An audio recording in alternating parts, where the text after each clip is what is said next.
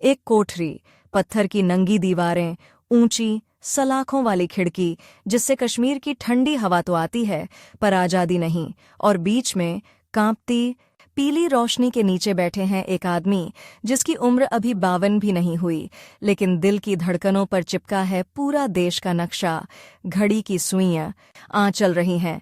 24 घंटे बाद 23 जून 1953 की सुबह श्यामा प्रसाद मुखर्जी जिंदा भी होंगे या नहीं, कोई नहीं जानता। वो जानते हैं बस इतना, अगर वो हार गए तो कश्मीर शायद हमेशा के लिए खो जाएगा, अगर जीते तो हो सकता है उनकी खुद की जिंदगी ही दांव पर चली जाए। वो धीरे उठते हैं, ठंडी दीवार से पीठ टिकाते हैं और आंखें बंद कर लेते हैं, और जैसे ही पलकें बंद होती हैं जेल की दीवारें पिघलने लगती हैं। कश्मीर की वो घुटन भरी रात अचानक बदलकर बन जाती है। भीगी भीगी धुंधली रात, 6 जुलाई 1901 की। कलकत्ता का आकाश, तेज बारिश और एक रोता हुआ नवजात बच्चा। वो बच्चा ही है श्यामा प्रसाद मुखर्जी, जिसकी आखिरी रात हम अभी देख रहे हैं।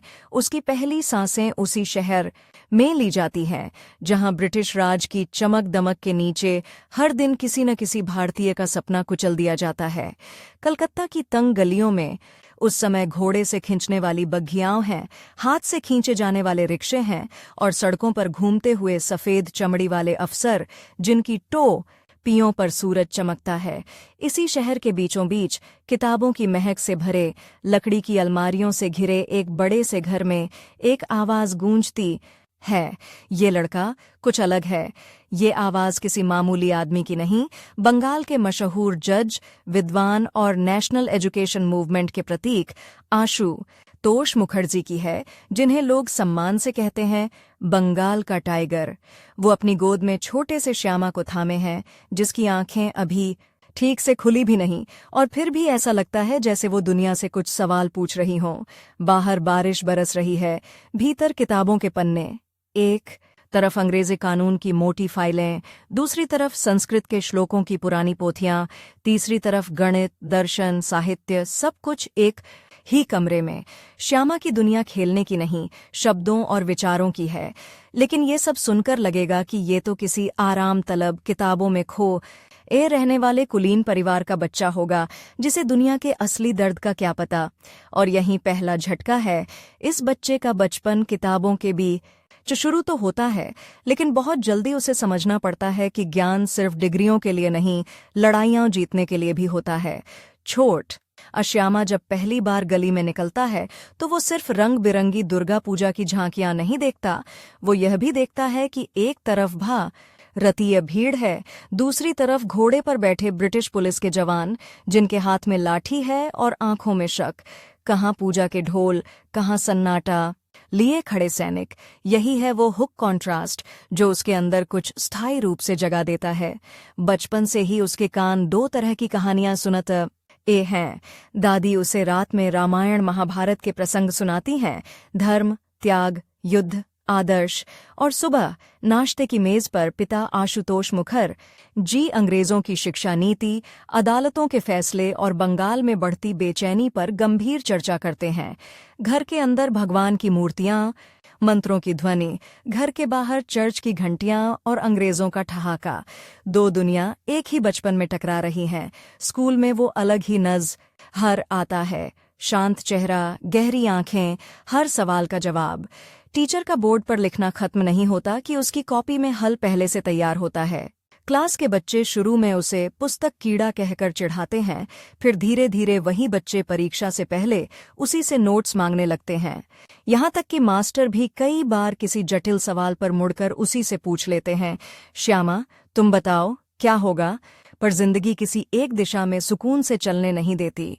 जब वो लगभग किशोरावस्था में पहुंचता है, 1911-12 के आसपास, एक दिन स्कूल से लौटता हुए उसे भीड़ दिखती है। लोग अखबार बांट रहे हैं, लोग चिल्ला रहे हैं, जलियांवाला बाग, अमृतसर, गोलीकांड, अलग अलग जबानों में एक ही शब्द, नरसंहार। श्यामा के हाथ में पहली बार ऐसा अखबार आता है जिसमें तस्वीरों की जगह शब्दों से ही खून टपक रहा हो। सैकड़ों निहत्थे भारतीयों पर गोलियां, बंद गेट, पार्क की मिट्टी में लाल धब्बे। एक पल के लिए उसे लगता है ये सब बहुत दूर है, बंगाल से, उसके घर से, उसकी किताबों से। लेकिन उसी पल पिता कहते हैं, ये सिर्फ पंजाब की घटना नहीं श्यामा, ये पूरे भारत की आत्मा पर गोली है। वो रात वो सो नहीं पाता। तकिए पर सिर रखते ही उसे लगता है जैसे अमृतसर की मिट्टी से उठता धुआं कलकत्ता की उसकी खिड़की के नींव 6 तक आ गया हो। ये वो रात है जब उसके भीतर का शांत अंतर्मुखी विद्यार्थी पहली बार एक बेचैन प्रश्न पूछने वाला भारतीय बनता है। इसी बीच उसकी जिंदगी में आता है पहला सीधे सपाट रूप में दिखने वाला प्रतिद्वंदी, क्लासमेट अनिल भट्टाचार्य। अनिल एक धनी बंगाली परिवार से, धारा प्रवाह अंग्रेजी बोलता, क्लबों में जाने वाला, क्रिकेट खेलने वाला और खुलेआम कहने वाला, ब्रिटिश राज इतना भी बुरा नहीं, कम से कम हमारे शहरों को उन्होंने आधुनिक तो बनाया। क्लास के हर डिबेट में ये दोनों आमने सामने होते हैं। विषय होता स्वराज या समझौता। अनिल तर्क देता, हमें शिक्षा चाहिए, स्थिरता चाहिए। इन अंग्रेजों से लड़कर हम क्या हासिल करेंगे? पहले खुद को मजबूत करो, फिर बात करना। श्यामा शांत स्वर में जवाब देता, शिक्षा अगर आत्मा बेचकर मिले तो वो ज्ञान नहीं, गुलामी की डिग्री है। क्लास तालियां बजाती, टीचर मुस्कुराते। पर असली झंझट ये नहीं कि कौन जीत रहा है। असली बात ये कि श्यामा के सामने पहली बार एक ऐसा भारतीय खड़ा है जो उसी की तरह पढ़ा लिखा है, बुद्धिमान है, लेकिन सोच बिल्कुल उलट है। यहीं से शुरू होती है वो रगड़ जो आगे चलकर सिर्फ स्कूल या कॉलेज की बहसों तक सीमित नहीं रहेगी। अनिल उस सोच का प्रतीक है जो समझौते में सुरक्षा तलाशती है। श्यामा उस रास्ते का प्रतीक है जो जोखिम लेकर भी स्पष्टता चाहता है। इन अंदरूनी बहसों के बीच घर में भी तूफान उठने वाला था। 1924, वो साल जो उसकी जिंदगी को कच्चे घड़े की तरह अचानक फोड़ देता है। आशुतोष मुखर्जी की मौत हो जाती है। कलकत्ता यूनिवर्सिटी के इस स्तंभ के गिरते ही सिर्फ एक पर इवार नहीं, पूरा बंगाल हिल जाता है। लेकिन सबसे ज्यादा हिलता है घर का वो कमरा जहां किताबों के बीच बैठा पिता की तरफ देखने का आदी श्यामा अचानक खुद को बिल्कुल अकेला महसूस करता है।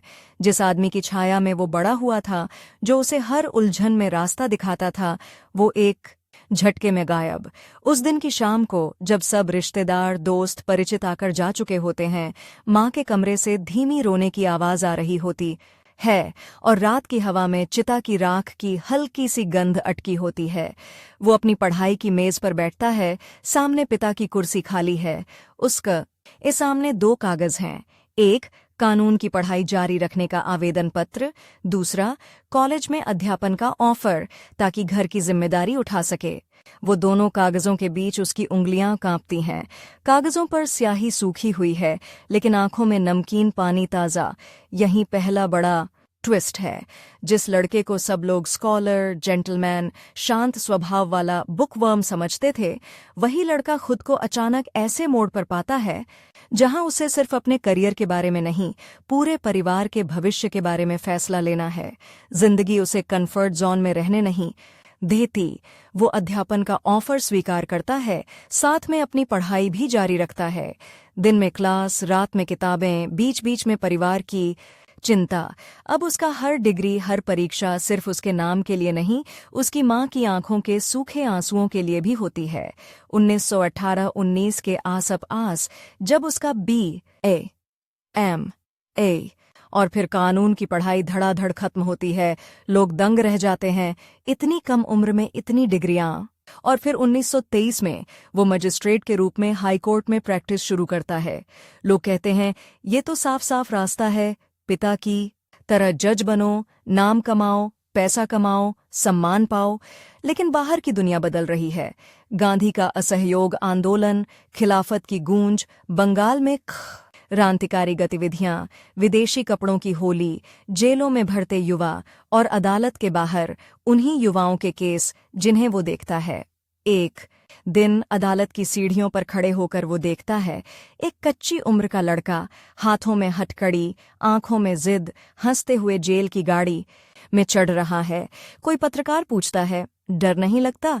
And so Kron and I, वो लड़का हंसकर जवाब देता है, डर तो उन्हें लगना चाहिए जो चुप हैं। ये वाक्य श्यामा के सीने में जाकर ठहर जाता है। किताबों में पढ़ा गया राष्ट्रवाद एकदम से सजीव हो उठता है। उसे महसूस होता है कि वो जो भारी भारी कानून की किताबें पढ़ता है, उनका इस्तेमाल इस सिस्टम ने इन युवाओं को कुचलने के लिए भी किया है। उधर उसका पुराना प्रतिद्वंदी अनिल अब किसी ब्रिटिश कंपनी में ऊंचे पद पर है। शाम को क्लब में बैठकर वो खबरें पढ़ता है, चाय की चुस्की लेते हुए कहता है, ये सब लड़के अपने आप को शहीद कहलवाने के लिए पागल हो गए हैं। अगर किसी दो एस्त से उसका जिक्र आता है तो कहता, श्यामा बहुत तेज है पर बहुत इमोशनल है। वो इस देश के लिए खुद को झोंक देगा और देश उसे भूल जाएगा। ये वाक्य बाद के इतिहास को देखते हुए कितना चुभने वाला सच और झूठ एक साथ बन जाता है, ये हम आज जानते हैं। उस वक्त श्यामा बस मुस्कुरा आकर रह जाता है, लेकिन भीतर कहीं लावा जमा होना शुरू हो चुका है। उन दिनों कलकत्ता यूनिवर्सिटी की दीवारों के भीतर भी तूफान चल रहा था। कौन सी शिक्षा? अंग्रेजों की बनाई नौकरी परक शिक्षा, या एक ऐसी राष्ट्रीय शिक्षा जो व्यक्ति को सिर्फ क्लर्क नहीं, नागरिक बनाए? पिता आशुतोष ने जो बीज बोया था राष्ट्रीय शिक्षा का, अब उसी पेड़ की जड़ें संभालना शायद बेटे के हिस्से आना था। यहीं पर एक और अप्रत्याशित मोड़ आता है। इतनी कम उम्र में, जब लोग अभी अपने करियर के विकल्प चुनने में लगे होते हैं, श्यामा को यूनिवर्सिटी के प्रशासन में शामिल होने का प्रस्ताव मिलता है। कई बुजुर्ग प्रोफेसर आपत्ति करते हैं, इतना कम उम्र का लड़का, इतनी बड़ी जिम्मेदारी। लेकिन कुछ लोग जोर लगाते हैं, उम्र नहीं, दिमाग और ईमानदारी देखिए। अनिल को यह खबर मिलती है तो वो ठंडी हंसी हंसता है। यूनिवर्सिटी की राजनीति में जा रहा है, कोई नहीं याद रखेगा उसे। असली ताकत तो दिल्ली में है, सत्ता में है। और सत्ता किसके पास है? कांग्रेस के पास, नेहरू जैसे लोगों के पास। एक बंगाली प्रोफेसर क्या कर लेगा? दिल्ली, नेहरू, कांग्रेस, ये सारे नाम उस समय श्यामा के लिए दूर के शब्द हैं। अखबार की सुर्खियां हैं, रेल से कई दिन दूर की राजधानी है। लेकिन इसी समय जब उसके दिमाग में ज्ञान और न्याय के बीच संतुलन तलाशने की लड़ाई चल रही है, देश की राजनीति भी नए मोड़ ले रही है। 1920 के दशक के मध्य तक श्यामा नाम बन चुका है। तेज दिमाग वाला वकील, जमीन से जुड़ा शिक्षक और सिद्धांतों पर अडिग युवा। लेकिन वो अभी भी पूरी तरह राजनीतिज नहीं है। फैसला अब भी होना बाकी है। फैसला करवाने के लिए इतिहास के पास हमेशा कोई न कोई तरकीब होती है। 1928-29 के आसपास साइमन कमीशन, लाला लाजपत राय की मौत, भगत सिंह की फांसी और बंगाल में कम्युनल तनाव सब मिलकर हवा में बारूद भर देते हैं। कलकत्ता की गलियों में, जहां पहले सिर्फ पूजा के गीत और नाटकों की आवाज आती थी, अब राजनीतिक भाषणों की गूंज बढ़ने लगती है। हर नुक्कड़ पर कोई न कोई नेता स्वराज, डोमिनियन स्टेटस, पूर्ण स्वतंत्रता जैसे शब्द उछाल रहा है। एक शाम कॉलेज के ऑडिटोरियम में एक सार्वजनिक बहस रखी जाती है। विषय: शिक्षित भारतीयों की भूमिका अदालतों और विश्वविद्यालयों तक सीमित रहे या विधान परिषदों और सड़कों तक फैले। हॉल खचाखच भरा है। पहले बोलने वालों में कई बड़े नाम आते हैं। कुछ कहते हैं हमारा काम ज्ञान देना है, कुछ कहते हैं राजनीति गंद, अखेल है, हमें उससे दूरी रखनी चाहिए। फिर माइक के सामने श्यामा आता है। उसके हाथ में कोई लिखा हुआ भाषण नहीं, बस आंखों में एक गहरा निर्णय। वो धीमे शुरू करता है, मैं जानता हूं आप में से बहुत से लोग मुझे एक प्रोफेसर, वकील या विद्वान के रूप में जानते हैं, पर आज मैं आपके सामने एक और पहचान लेकर खड़ा हूं, एक भारतीय के रूप में जिसकी सहनशीलता अब खत्म हो चुकी है। वो याद करता है जेल की तरफ जाते वो क्रांतिकारी लड़के, पिता की मृत्यु के बाद घर की जिम्मेदारी, अनिल की बातें, अदालत में देखी गई नाइंसाफियां और जलियांवाला बाग से लेकर भगत सिंह तक की कहानियां। उसके शब्द धीरे धीरे तेज हो जाते हैं। अगर हम पढ़े लिखे लोग सिर्फ डिग्रियां और पद संभालते रहेंगे और देश की दिशा अनपढ़ों या सिर्फ चालाक लोगों के भरोसे छोड़ देंगे, तो इतिहास हमें माफ नहीं करेगा। हमें अदालतों में न्याय की बात करत हुए शर्मानी चाहिए। अगर विधान परिषदों में अन्याय कानून बनकर खड़ा हो रहा हो, हमें क्लासरूम में नैतिकता पढ़ाने का अधिकार ही नहीं, अगर सड़कों पर हमारी चुप्पी से अन्याय मजबूत हो रहा हो। हॉल में सन्नाटा, फिर किसी कोने से तालियां, फिर पूरा हॉल गूंज उठता है। उस रात एंड देर तक कलकत्ता की सड़कों पर सिर्फ एक ही नाम चर्चा में रहता है, श्यामा। आज बहुत कुछ बदल गया है। ये भाषण सिर्फ शब्द नहीं था, ढही था, अदालत और विश्वविद्यालय से विधान परिषद की तरफ जाने वाली सीढ़ी। कुछ ही समय बाद उसे प्रस्ताव मिलता है, कलकत्ता यूनिवर्सिटी की सीट से बंगाल विधान परिषद का चुनाव लड़िए। ये वही क्षण है जब जिंदगी उसे एक बार फिर दो कागज के बीच खड़ा कर देती है। एक तरफ सुरक्षित, सम्मानित, स्थिर जीवन, किताबें, कक्षाएं, अदालतें, धीमी धीमी रफ्तार। दूसरी तरफ राजनीति, अनिश्चितता, दुश्मनी, साजिशें, हर वक्त अपमान का जोखिम और शायद हमेशा के लिए शांति खो देने का खतरा। माँ चिंतित है, इतना अच्छा चल रहा है सब, राजनीति में क्यों जाना है? वहां तो सब झूठ, फरेब, दोस्तों में फुसफुसाहट। वो अनिल को हराने जा रहा है क्या? अनिल के पीछे तो पूरे अंग्रेजी परस्त लॉबी का हाथ है। हाँ, यही नया ट्विस्ट है। उसी समय खबर आती है कि उसी सीट से या उसी प्रभाव क्षेत्र से अनिल भट्टाचार्य भी किसी बड़े दल के समर्थन से भविष्य में चुनाव लड़ने की तैयारी में है। अनिल के लिए ये सिर्फ करियर का अगला पायदान है, श्यामा के लिए यह एक सिद्धांत की लड़ाई है। दो बचपन के प्रतिद्वंदी अब ऐसे रास्तों पर हैं जो किसी दिन सीधा टकराएंगे, और उन रास्तों की छाया के पीछे दूर दिल्ली में एक और बड़ी परछाई धीरे धीरे उभर रही है, जवाहरलाल नेहरू की परछाई। सत्ता, केंद्रीय राजनीति, भारत का भविष्य, सब कुछ उन लोगों के हाथ में जा रहा है जिनकी सोच अलग है। श्यामा अभी उनके सामने नहीं आया, लेकिन भविष्य की पटकथा में ये टकराव लिख दिया गया है। चुनाव लड़ने के प्रस्ताव पर वो अकेला छत पर चलता है। कलकत्ता की रात, पीली स्ट्रीट लाइटें, दूर से हावड़ा ब्रिज की धुंधली रेखा, और आसमान में चांद आधा। आसमान का आधा चांद जैसे उसके भीतर के दो हिस्सों को दिखा रहा हो, आधा प्रोफेसर, आधा संभावित नेता। घड़ी की टिक टिक उसे याद दिलाती है, समय किसी का इंतजार नहीं करता। जेल की कोठरी से बहुत पहले उसकी जिंदगी में ये पहला काउंटडाउन शुरू हो चुका है। वो कितने समय तक सिर्फ दर्शक बना रह सकता है? आखिरकार वो फैसला करता है। वो कलम उठाता है, नामांकन पत्र पर अपना नाम लिखता है, श्यामा प्रसाद मुखर्जी। कागज पर स्याही की ये उसके जीवन की दिशा बदलने वाली रेखा बन जाती है। जब वो नामांकन दाखिल करने जाता है तो ऑफिस के बाहर भीड़ है, कुछ उत्सुक नजरें, कुछ संशय भरी, कुछ उपेक्षा से भरी। किसी के मुंह से निकलता है, ये तो प्रोफेसर है ना, राजनीति में टिक पाएगा। दूसरा कहता है, बहुत पढ़ा लिखा आदमी है, पर राजनीति किताबों से नहीं चलती। वो बिना कुछ कहे अपना कागज जमा करता है। कागज के कोने पर लगी मुहर की आवाज जैसे इतिहास में दर्ज हो रही हो। उसके कानों में एक साथ कई आवाजें गूंजती हैं। पिता की, जो कभी कहते थे ज्ञान का सबसे बड़ा उद्देश्य समाज की सेवा है। क्रांतिकारी लड़के की, जो जेल जाते वक्त हंस रहा था। अनिल की, जो क्लब में बैठकर सत्ता के समीकरण समझा रहा था। और उन सब के ऊपर कहीं दूर से आती एक पतली सी आवाज, दिल्ली, नेहरू, कश्मीर, संविधान, सीमा। अभी ये सब बहुत दूर है, पर समय बहुत तेज भागता है। जेल की कोठरी में बैठा 1953 का श्यामा अपनी बंद आंखों के पीछे ये सब फिर से देखता है। उसे याद आता है, अगर उस न उसने नामांकन का कागज न भरा होता, अगर उसने राजनीति में कदम न रखा होता, तो शायद आज वो यहाँ इस कश्मीर की कोठरी में नहीं होता।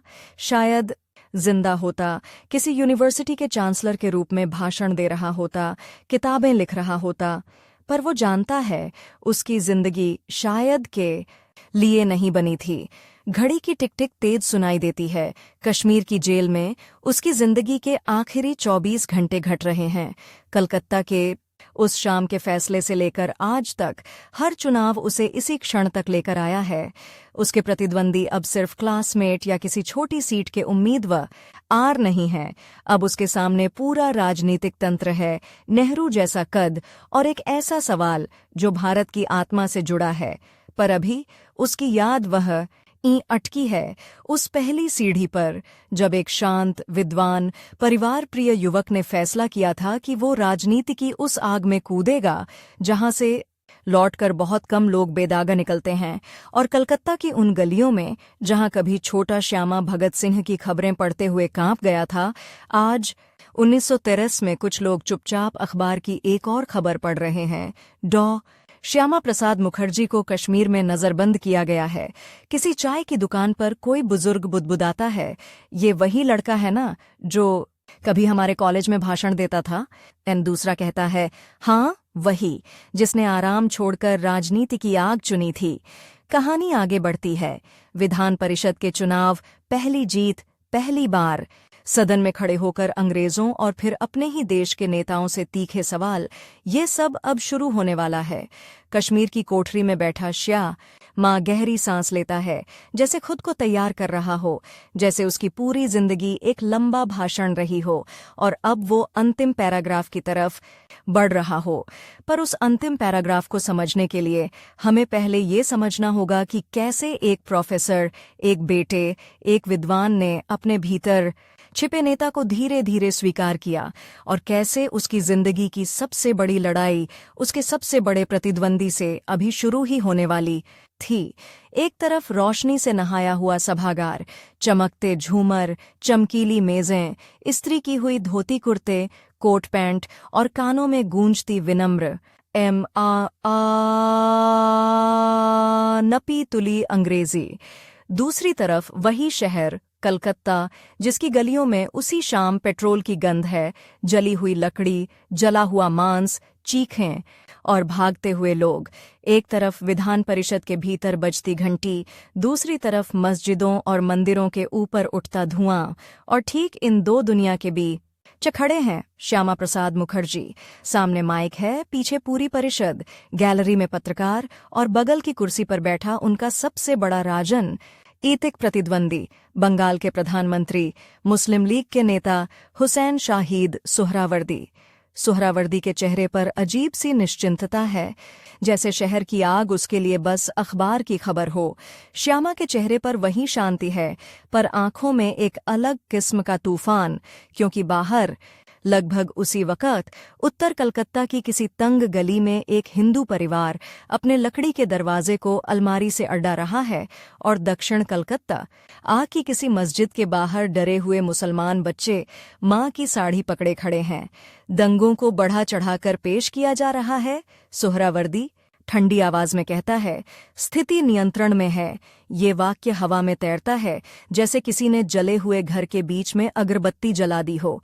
श्यामा उठते हैं, चश्मा ठीक करते हैं, एक पल के लिए आंखें बंद करते हैं और अचानक कश्मीर की जेल की वो नंगी दीवारें, जिन पर अभी अभी उनका पलकें टिकी थीं, धुंधली होकर बदल जाती हैं। ये 1946 है और वो बंगाल की विधान परिषद में खड़े हैं। पहली बार नहीं, पर शायद सबसे निर्णायक बार। स्थिति अगर नियंत्रण में है, उनकी धीमी पर साफ आवाज गूंजती है, तो फिर कलकत्ता की नालियों से बहता यह खून किसका है? सभागार में सन्नाटा। किसी ने सोचा भी नहीं था कि हमेशा शिष्ट, संयमी, कानून की भाषा में बात करने वाला यह प्रोफेसर इस तरह सीधे सीधे सत्ता से टकरा जाएगा। पर सच तो ये है कि यह टकराव आज नहीं शुरू हुआ। इसके बीज उस दिन बोए गए थे जब एक युवा अध्यापक ने पहली बार चुनावी कागज पर अपना नाम लिखा था, श्यामा प्रसाद मुखर्जी।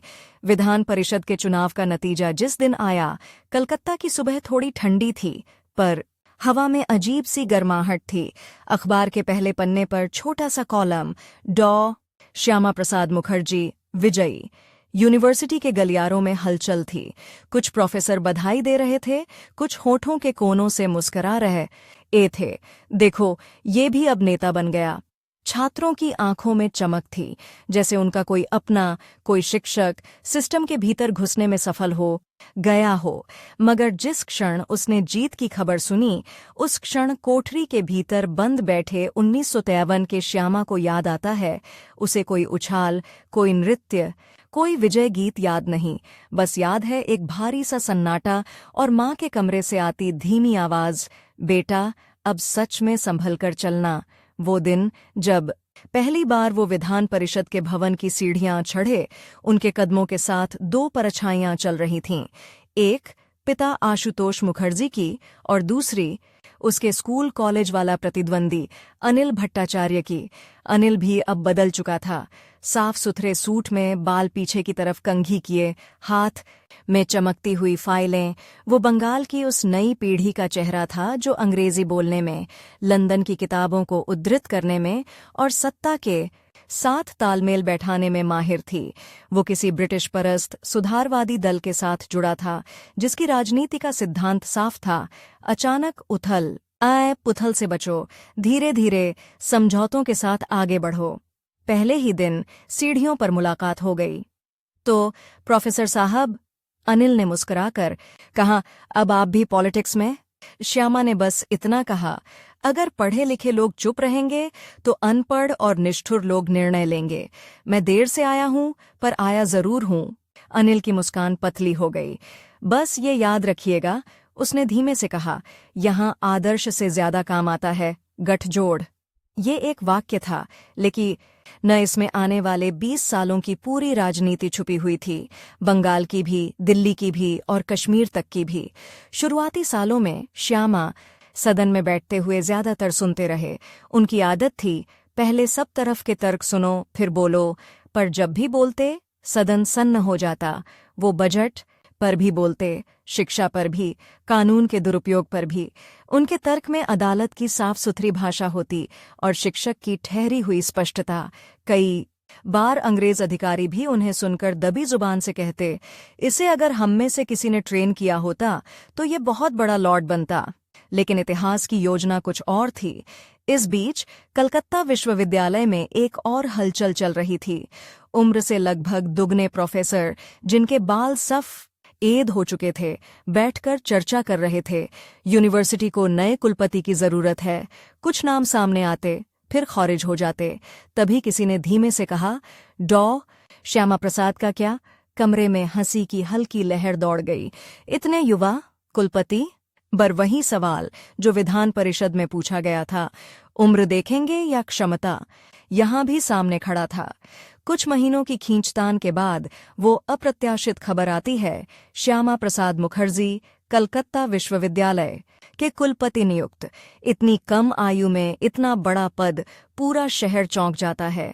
जेल की कोठरी में बैठा 1953 का श्यामा जब इस दृश्य को याद करता है तो उसके चेहरे पर हल्की मुस्कान आ जाती है। उसे याद आता है कैसे कुछ पुराने प्रोफेसर फुसफुसा रहे थे, देखना ये लड़का या तो विश्वविद्यालय को बदल देगा या सिस्टम इसे पीस कर रख देगा। वो कुलपति बनते ही जिस पहले कमरे में बैठा, वहां दीवार पर पिता आशुतोष का धुंधला सा फोटो टंगा हुआ था। कभी यही कुर्सी, कभी यही कमरे, कभी इन्हीं दीवारों के भीतर पिता ने राष्ट्रीय शिक्षा की बात की थी। अब बेटा वहां बैठा था, पर उसके सामने सिर्फ शिक्षा का सवाल नहीं था। उसके सामने एक और बड़ी चुनौती थी, देश का भविष्य, और उस भविष्य में बंगाल की जगह। साल 1930 का दशक, पूरे भारत में तूफान, साइमन कमीशन, नमक सत्याग्रह, जेलों में ठूंसे गए नेता, भगत सिंह की फांसी की गूंज अभी भी हवा में तैर रही थी। एक तरफ गांधी का अहिंसक आंदोलन, दूसरी तरफ क्रांतिकारियों की गुप्त गतिविधियां, तीसरी तरफ ब्रिटिश सत्ता की निरंकुशता और चौथी तरफ बढ़ती सांप्रदायिक राजनीति। बंगाल में मुस्लिम लीग मजबूत हो रही थी। कांग्रेस, किसान आंदोलन, क्रांतिकारी सब अपनी अपनी दिशा में खींच रहे थे।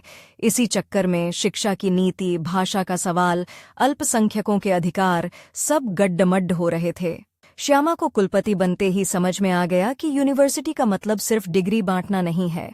ये विचारों की प्रयोगशाला है जहां से आन ए वाली पीढ़ी की राजनीति तैयार होगी। वो विश्वविद्यालय के पाठ्यक्रम में भारतीय इतिहास, भारतीय भाषाओं और राष्ट्रीय चेतना को ज्यादा जगह देने लगते हैं। वो हिंदी, संस्कृत, बंगला सबकी मजबूती की बात करते हैं, साथ साथ विज्ञान और आधुनिक तकनीकी शिक्षा की भी। अनिल को ये सब हास्यास्पद लगता है। किसी चाय पान की दुकान पर वो दोस्तों से कहता है, ये रोमांटिक राष्ट्रवाद से विश्वविद्यालय नहीं चलते। धन चाहिए, पैसे चाहिए, और उस सब के लिए हमें ब्रिटिश सरकार से रिश्ते अच्छे रखने होंगे। कुछ प्रोफेसर भी दबे सुर में सहमति जताते हैं। पर तभी एक छात्र सभा में श्यामा मंच पर खड़े होकर कहते हैं, अगर हमारी यूनिवर्सिटी सिर्फ क्लर्क और बाबू पैदा करेगी तो यह इमारत चाहे जितनी चमके, यह इस देश का अंधेरा बढ़ाएगी। मुझे ऐसे छात्र चाहिए जो नौकरी के लिए नहीं, राष्ट्र के लिए सोचें। तालियों की गड़गड़ाहट से भवन हिल जाता है, पर सत्ता के गलियारों में ये आवाज कुछ लोगों को खटकती है। इसी दौर में उनकी नजदीकी एक और धारा से बढ़ने लगती है, हिंदू समाज के संगठित स्वर की धारा। वो हिंदू महासभा के नेताओं के संपर्क में आते हैं, बैठकों में बुलाए जाते हैं और धीरे धीरे महसूस करते हैं कि देश में मुसलमानों के अधिकार की बात तो बहुत हो रही है, पर हिंदुओं के हितों, खासकर बंगाल और पंजाब के हिंदुओं की सुरक्षा पर खुलकर कोई नहीं बोल रहा। यहाँ से एक नया मोड़ शुरू होता है। कुलपति, वकील, प्रोफेसर, इन सब पहचान के पीछे से एक और पहचान उभरती है, हिंदू समाज की राजनीतिक आवाज। अनिल के लिए अब आलोचना आसान हो जाती है। देखा, मैंने कहा था ना, ये कट्टर बन जाएगा, इसे सिर्फ हिंदू मुसलमान दिखेगा, राष्ट्र की कॉम्प्लेक्सिटी नहीं। पर श्यामा के लिए बात उलट थी। वो अपने भाषणों में बार बार कहते, मैं किसी मुसलमान के खिलाफ नहीं, लेकिन किसी भी मजहब के नाम पर तुष्टीकरण के खिलाफ हूं। अगर आप कानून के नाम पर एक समुदाय की सुरक्षा सुनिश्चित नहीं कर सकते, तो आप राष्ट्र नहीं, भीड़तंत्र बना रहे हैं। यही टकराव आगे चलकर नेहरू से उसकी मूल वैचारिक दूरी का बीज बनता है। दूसरा विश्व युद्ध शुरू होता है। पूरी दुनिया बारूद के ढेर पर बैठी है। भारतीय सैनिक दुनिया के अलग अलग मोर्चों पर लड़ रहे हैं और भारत के भीतर यह बहस तेज हो जाती है। क्या हमें अभी भारत छोड़ो की बात करनी चाहिए या पहले फांस ईवाद को हराने में सहयोग देना चाहिए? और कांग्रेस भारत छोड़ो आंदोलन शुरू करती है। नेहरू और पटेल जैसे नेता जेल में डाल दिए जाते हैं। गांधी का आह्वान है, करो या मरो। बहुत से क्रांतिकारी और नौजवान इस आंदोलन में कूद पड़ते हैं। श्यामा यहाँ एक और अप्रत्याशित मोड़ लेते हैं। वो खुलकर कहते हैं, यह युद्ध सिर्फ ब्रिटेन का नहीं, पूरी मानवता का युद्ध है। अगर हिटलर जीत गया तो भारत की आज़ादी एक सपना ही रह जाएगी। हमें स्वतंत्रता भी चाहिए, पर हमें यह भी देखना है कि कौन सा दुश्मन पहले सामने है। ये बात बहुतों को नागवार गुजरती है।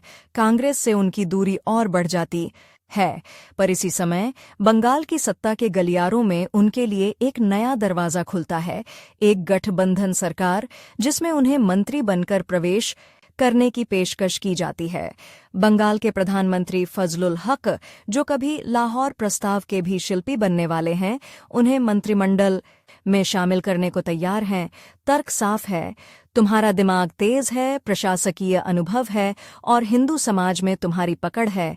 हम मिलकर बंगाल चला सकते हैं। अनिल इस खबर पर व्यंग्य से मुस्कुराता है। देखा, मैंने कहा था ना, गठजोड़ ही सब कुछ है।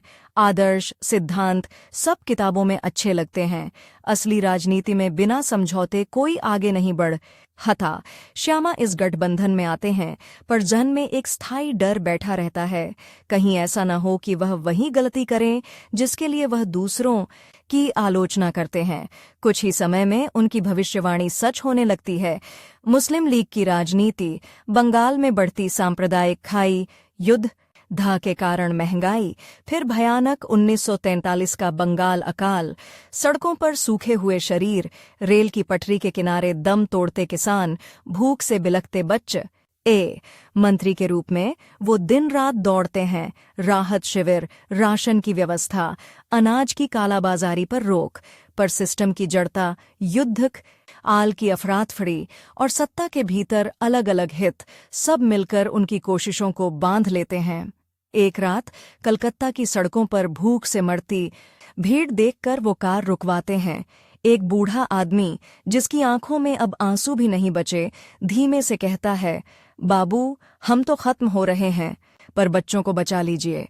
जेल की कोठरी में बैठा 1953 का श्यामा जब इस बूढ़े की आवाज याद करता है तो उसकी उंगलियां अनजाने में मुट्ठी बन जाती हैं। उसने तभी मन ही मन ठान लिया था, अगर राजनीति सिर्फ भाषण और कुर्सियों का खेल है तो मैं इस खेल का हिस्सा नहीं रहूंगा। और सचमुच जब फजलुल हक और लीग की राजनीति उसके आदर्शों के खिलाफ जाने लगती है, जब पाकिस्तान के विचार को खुले तौर पर समर्थन मिलने लगता है, जब सत्ता उसे इस्तेमाल करके एक अलग देश की कल्पना को हवा दे रही होती है, वो इस्तीफा दे देता है। फिर वही दो कागज, वही दो रास्ते, एक सत्ता की कुर्सी से चिपक कर रहना, दूसरा अकेले हो जाना पर साफ रहना। वो दूसरे रास्ते को चुनता है। अनिल हंसता है। तुम राजनीति के लिए नहीं बने थे श्यामा, तुम बहुत ज्यादा आदर्शवादी हो।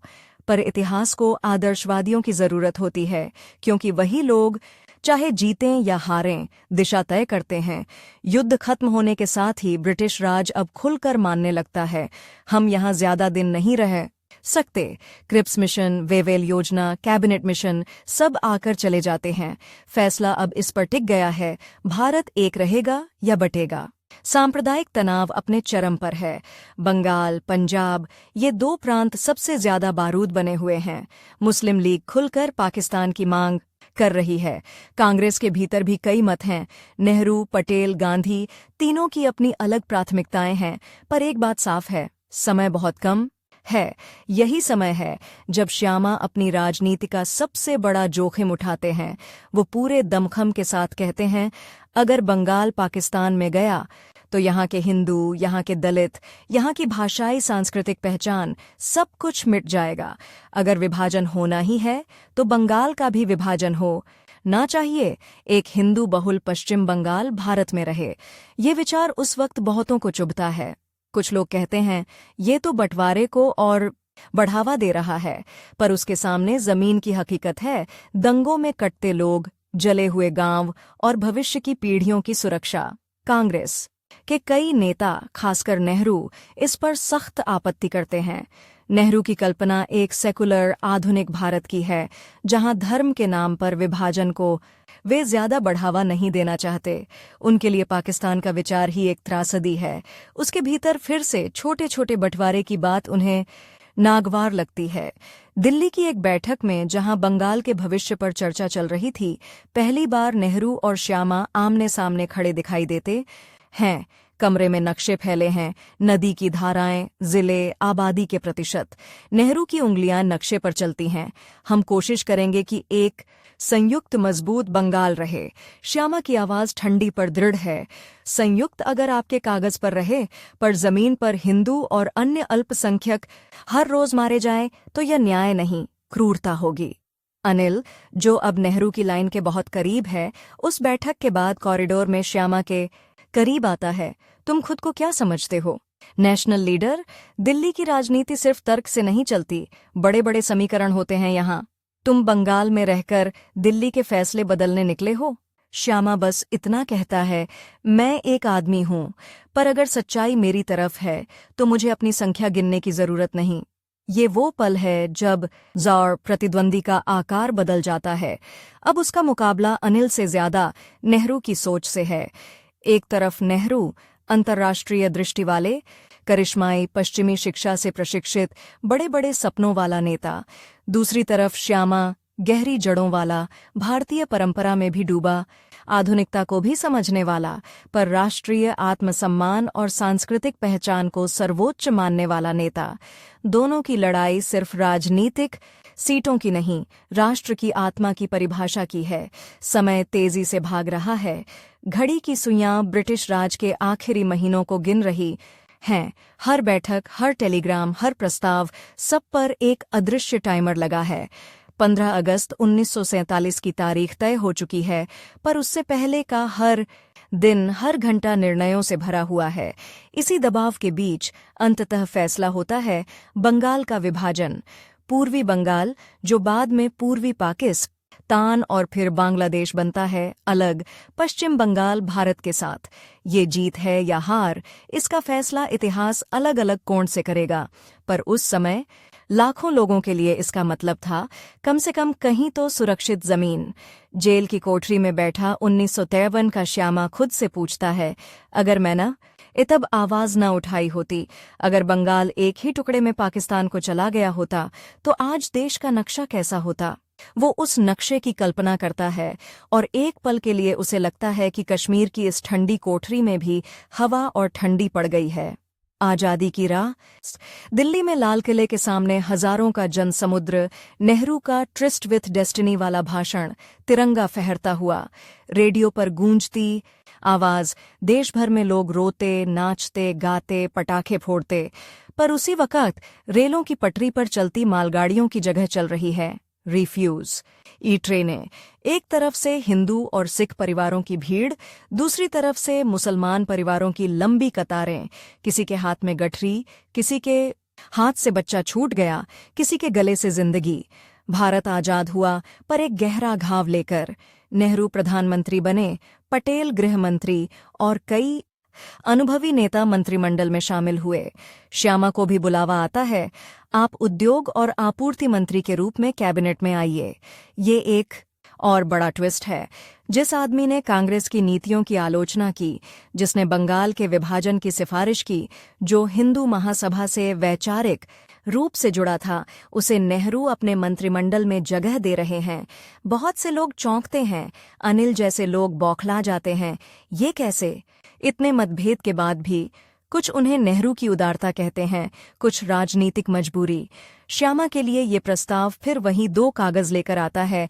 एक तरफ विरोध में अकेले खड़े रहने की आदत, दूसरी तरफ सीधे सीधे सत्ता के अंदर जाकर निर्णयों पर असर डालने का मौका। वो प्रस्ताव स्वीकार करते हैं, दिल्ली पहुंचते हैं। यहीं से उनकी प्रतिद्वंद्विता, जो अब तक विचारों और भाषणों तक सीमित थी, सत्ता के भीतर आमने सामने के टकराव में बदलने लगती है।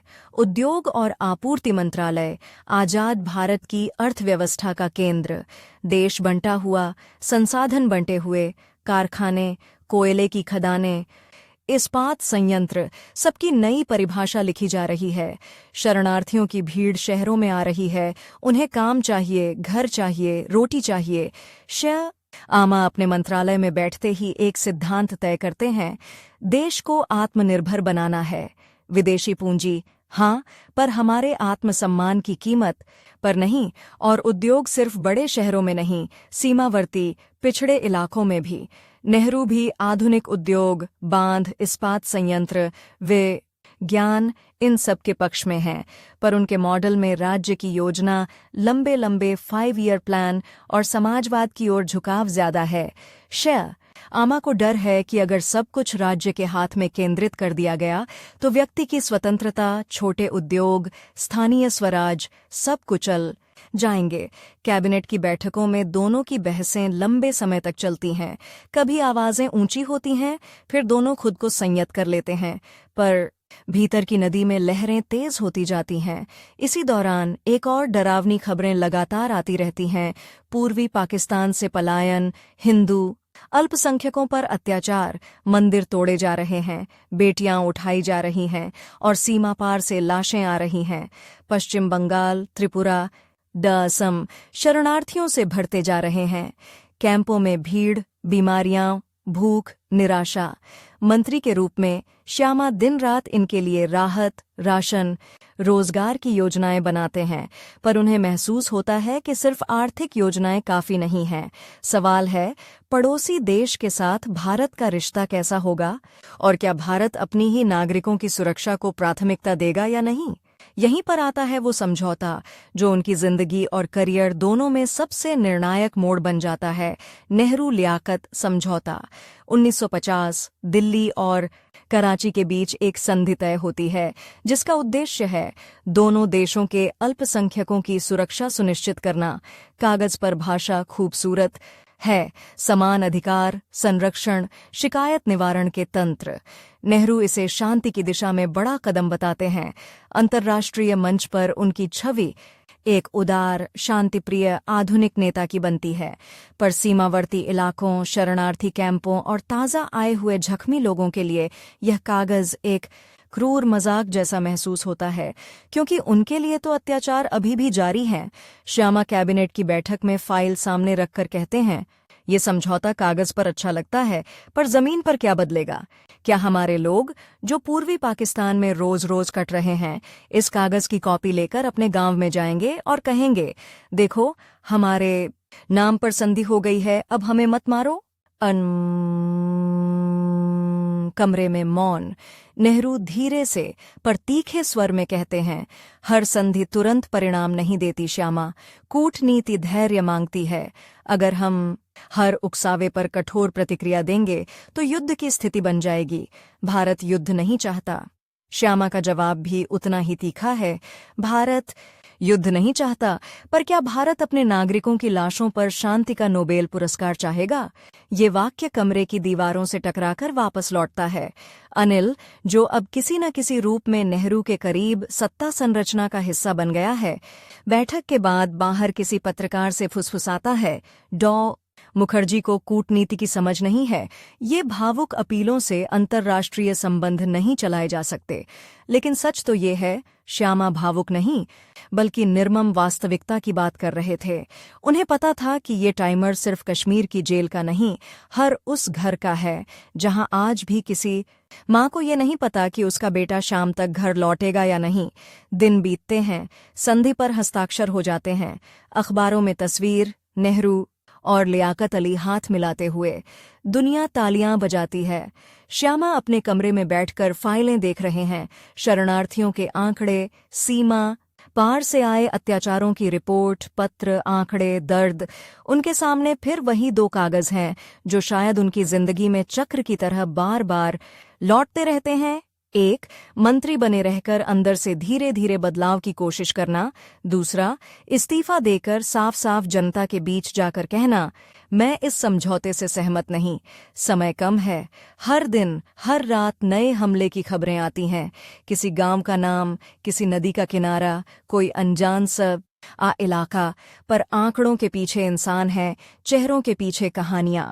वो रात जब उन्होंने अंतिम निर्णय लिया, कोई विशेष रात नहीं थी, न पूर्णिमा न अमावस्या, बस एक साधारण सी दिल्ली की रात थी जिसमें दूर कहीं से ट्रेन की आवाज आती थी और दफ्तर की मेज पर रखी घड़ी की टिक टिक साफ सुनाई दे रही थी। वो अपने इस्तीफे की चिट्ठी टाइप करवाते हैं, शब्द बड़े संयमित, पर हर वाक्य के पीछे आंधी। मैं यह मानत आहूं कि यह समझौता भारत के राष्ट्रीय हितों, विशेषकर पूर्वी पाकिस्तान में रह रहे हिंदुओं की सुरक्षा सुनिश्चित करने में विफल रहेगा। टाइपिस्ट के हाथ कांपते हैं। सर, क्या आप पक्का? हाँ, वो बस इतना कहते हैं। अगली सुबह वो नेहरू के सामने बैठते हैं, टेबल के बीच में सफेद कागज जिस पर उनका इस्तीफा रखा है। कुछ पल तक दोनों शांत रहते हैं। नेहरू की आंखों में हल्की नाराजगी, शायद दुख भी, शायद थकान भी। तुम जानते हो, नेहरू कहते हैं, तुम्हारे जाने से कैसा सिग्नल जाएगा? सोनियानंद, श्यामा शांत स्वर में जवाब देते हैं, शायद यही सिग्नल जाए कि इस देश में अब भी कोई है जो समझौते की एक सीमा मानता है। नेहरू चिट्ठी उठाते हैं, एक नज़र पढ़ते हैं और बिना कुछ कहे ड्रॉर में रख देते हैं। बात खत्म हो चुकी है, पर सच में बात यहीं से शुरू होती है। अब श्यामा सत्ता की चारदीवारी के भीतर नहीं, खुले मैदान में उतरने वाले हैं। अब उनका मुकाबला किसी एक पार्टी, किसी एक मंत्री से नहीं, जान पूरे राष्ट्र की दिशा से है। जेल की कोठरी में बैठा 1953 का श्यामा गहरी सांस लेता है। उसे याद आता है कैसे इस्तीफे के बाद कुछ लोगों ने कहा, राजनीतिक आत्महत्या कर ली। अनिल ने लगभग ताना देते हुए कहा था, तुम जीत नहीं सकते श्यामा। नेहरू का कद, कांग्रेस की पकड़, अंतर्राष्ट्रीय समर्थन, तुम अकेले क्या कर लोगे? उसने मन ही मन जवाब दिया था, देखेंगे।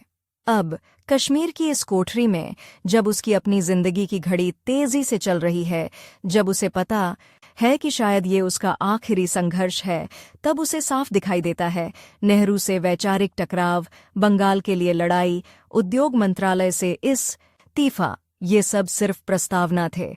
असल कहानी तो अब शुरू हुई थी, जब उसने तय किया कि वो एक नई राजनीतिक शक्ति खड़ी करेगा जो कांग्रेस की छाया से बाहर होगी, जो नेहरू की विदेश नीति, पाकिस्तान से संबंध, कश्मीर, समाजवाद, हर चीज पर खुलकर प्रश्न करेगी और जो कहेगी एक देश में दो निशान, दो प्रधानमंत्री, दो संविधान नहीं चलेंगे।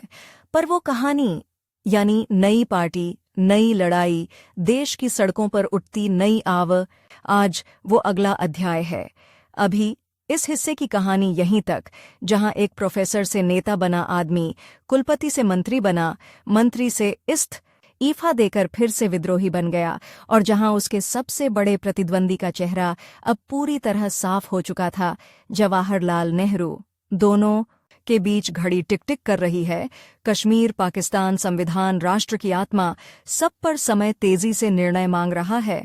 और इस बार अगर श्यामा हार गया तो हार सिर्फ एक आदमी की नहीं होगी, शायद उसके अनुसार उस भारत की होगी जिसकी वो कल्पना करता था। कोठरी की दीवारों पर गिरती ठंडी रोशनी में वो अपनी बंद आंखों के भीतर देखता है। दिल्ली की भीड़, सभाओं का शोर, नई पार्टी का झंडा, कश्मीर की बर्फीली हवाएं और सीमा पर लहराता तिरंगा।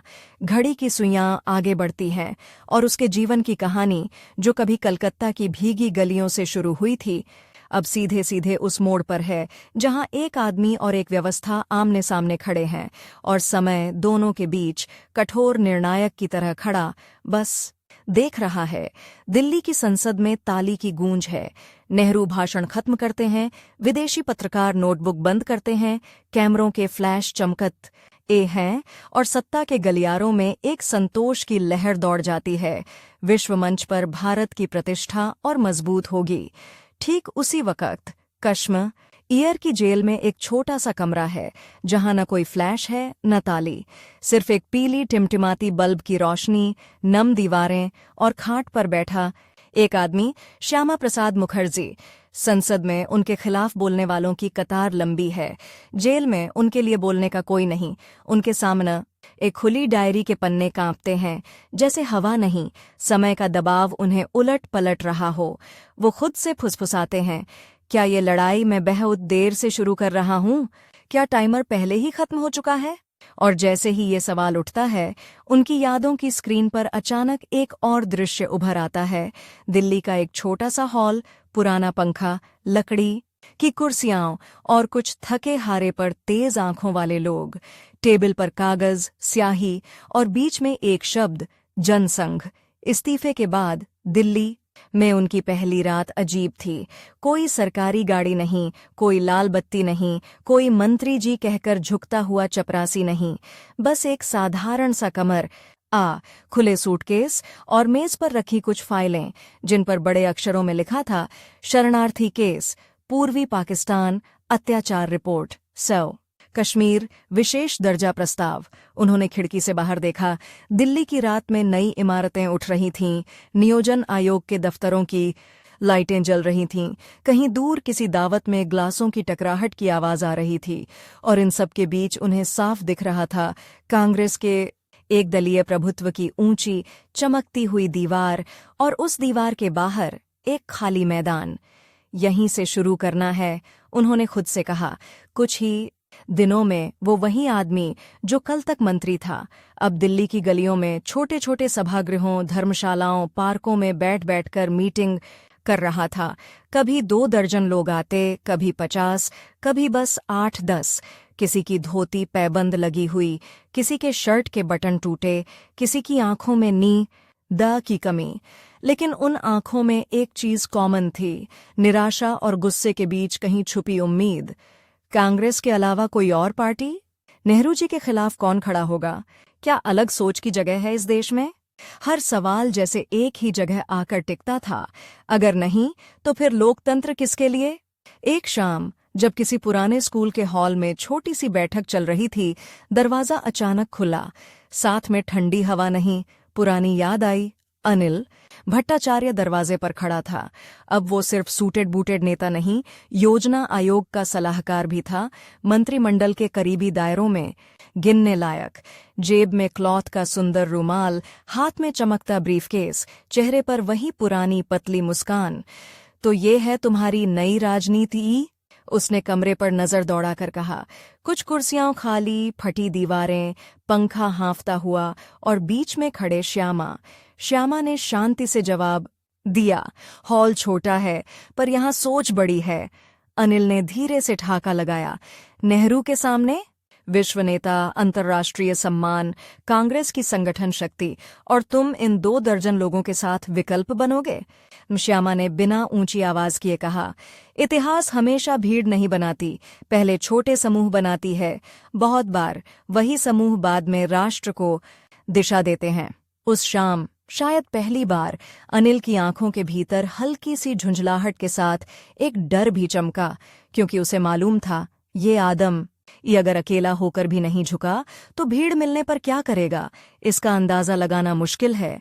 दिन बीतते हैं, छोटी छोटी बैठकों की जगह धीरे धीरे बड़ी सभाएं लेने लगती हैं। कहीं पंजाब के किसान, कहीं बंगाल से भागकर आए शरणार्थी, कहीं कश्मीर के हिंदू विद्यार्थी, कहीं दक्षिण के युवा जो हिंदी इंग्लिश की लड़ाई से परे एक मजबूत राष्ट्रीय पहचान चाहते थे। श्यामा इन सभाओं में सिर्फ भावुक नारा नहीं लगाते, वो साफ भाषा में कानून की धाराओं के साथ इतिहास और भविष्य को जोड़कर बात करते हैं। अगर हम इस देश को सिर्फ 5 साल के चुनावों में बांट देंगे, वो कहते हैं, और विचारों का विकल्प नहीं देंगे, तो कल कोई भी सरकार, चाहे वो कितनी लोकप्रिय क्यों न हो, धीरे धीरे राष्ट्र से बड़ी हो जाएगी। और वो दिन खतरनाक होगा जब कोई प्रधानमंत्री खुद को भारत का पर्याय समझने लगेगा। भीड़ पहले चौंकती है, फिर ताली बज आती है, क्योंकि ये हमला सिर्फ नेहरू पर नहीं, पूरे एक दलीय मानसिकता पर है। 1951 नई पार्टी का नाम तय हो चुका है, भारतीय जनसंघ। एक झंडा, एक निशान और एक नारा, राष्ट्र पहले। पार्लियामेंट के गलियारे में किसी दिन अनिल उनसे टकरा जाता है। अब दोनों की राहें अलग हैं, एक सत्ताधारी व्यवस्था का हिस्सा, दूसरा विपक्ष का चेहरा। सुना है तुम चुनाव लड़ोगे? अनिल पूछता है। श्यामा मुस्कुराते हैं। हाँ, और जीतने की उम्मीद भी रखता हूं। कांग्रेस के सामने? अगर लोकतंत्र में चुनाव का परिणाम पहले से तय हो, श्यामा जवाब देते हैं, तो चुनाव का मतलब ही क्या है? पहले आम चुनाव 1951 देश में पहली बार असली लोकतांत्रिक युद्ध शुरू होता है। कहीं गाड़ी पर लगे लाउडस्पीकर, कहीं साइकिलों पर घूमत एक कार्यकर्ता, कहीं मिट्टी के घरों में दीवार पर चूने से बने चुनाव चिन्ह। कांग्रेस के पास संसाधन है, संगठन है, आजादी की विरासत है। जनसंघ के पास बस कुछ मुट्ठी भर लोग और एक जिद, हमारी आवाज संसद के भीतर भी गूंजेगी। कश्मीर की जेल में बैठे 1953 के श्यामा को उस चुनाव की रात याद आती है। रात भर रेडियो की आवाज, स्याही से सने उंगलियां, ईंट की दीवार पर चिपके रिजल्ट शीट, भीड़ की सांसें। कांग्रेस सब बहुमत से जीत जाती है, ये तो तय था। लेकिन कुछ जगहों पर, कुछ सीटों पर एक नया नाम उभरता है, डॉ. श्यामा प्रसाद मुखर्जी निर्वाचित। अब वो फिर से संसद में हैं, लेकिन इस बार मंत्री नहीं, विपक्ष के सबसे तेज, सबसे तैयार, सबसे शांत पर सबसे तीखे स्वर के रूप में। लोकसभा का पहला सत्र, नेहरू प्रधानमंत्री की कुर्सी पर और विपक्षी बेंचों पर श्यामा। संसद, जो कल तक एक पार्टी के तर्क का मंच लगती थी, अब धीरे धीरे 2 अलग अलग दृष्टियों का अखाड़ा बनती जा रही है। नेहरू बोलते हैं, आधुनिक भारत, समाजवाद, पंचवर्षीय योजना, गुटनिरपेक्ष विदेश नीति, चीन से मित्रता, पाकिस्तान से शांति। उनके शब्दों में चमक है, सपने हैं, दुनिया के नक्शे पर तैरते हुए आदर्श हैं। फिर उठते हैं श्यामा। उनकी आवाज नेहरू जितनी रोमांटिक नहीं, पर किसी सर्जन की तरह धारदार है। वो फाइल खोलते हैं, द प्रिवेंटिव डिटेंशन एक्ट। आप कहते हैं, वो सीधी बात करते हैं कि ये कानून सुरक्षा के लिए है, पर क्या लोकतंत्र में बिना मुकद्दम बिना अदालत, सिर्फ शक के आधार पर किसी नागरिक को महीनों सालों तक जेल में रखना आजादी की वही परिभाषा है जिसके लिए हमने लड़ाई लड़ी थी? साथे आंदेज सत्ता पक्ष की बेंचों पर बेचैनी। कांग्रेस के कई युवा सदस्य पहली बार महसूस करते हैं, विपक्ष सिर्फ रुकावट नहीं, आईने की तरह है जो सत्ता के चेहरे पर लगे धूल दिखा रहा है। किसी दिन भाषा नीति पर बहस होती है, किसी दिन पंचवर्षीय योजना पर, किसी दिन शरणार्थियों के सौर पुनर्वास पर। हर बार नेहरू और श्यामा की बहस सीधी लड़ाई बन जाती है। 2 दृष्टियां, 2 स्वप्न, 2 तरह के भारत की कल्पना। अनिल कभी कभी प्रेस गैलरी में बैठकर यह सब देखता है। उसे डर नहीं, उसे गुस्सा आता है। ये आदमी क्यों हार नहीं मानता? लेकिन सच्चाई ये है, श्यामा को भी पता है, संख्याओं की लड़ाई में वो बहुत पीछे हैं। कांग्रेस के 300 से ज्यादा सांसद, जनसंघ के कुछ ही। फिर भी वो बार बार हर मुद्दे पर खड़े होते हैं, क्योंकि एक चीज उनकी तरफ है, समय की तेजी और कुछ सवालों की ज्वाला जिन्हें कोई संख्या दबा नहीं सकती। और फिर आता है वो मुद्दा जो उन्हें सीधे सीधे इस कश्मीर की जेल की चारदीवारी तक खींच लाता है, जम्मू कश्मीर और अनुच्छेद 370। आजादी के बाद कश्मीर की कहानी अलग रास्ते पर चल पड़ी थी। राजा हरि सिंह, कबायलियों का हमला, भारतीय सेना का पहुंचना, संयुक्त राष्ट्र युद्ध विराम, नक्शे पर एक बिंदी थी कश्मीर, पर दिलों में वो पूरा सवाल था, आखिर ये रहेगा कहाँ? कश्मीर की आंतरिक राजनीति में एक और बड़ा नाम था, शेख अब्दुल्ला, जो कश्मीर की जनता के नेता के रूप में उभरे थे और नेहरू के करीबी दोस्त भी। नेहरू और शेख दोनों मिलकर कश्मीर के लिए एक विशेष व्यवस्था सोचते हैं, अपना झंडा, अपना संविधान, भारत से अलग विशेष दर्जा, और इस सब का कानूनी रूप बनता है अनुच्छेद 370। कागज पर यह व्यवस्था विशेष परिस्थितियों का समाधान लगती है, पर श्यामा के लिए ये व्यवस्था एक और जख्म है।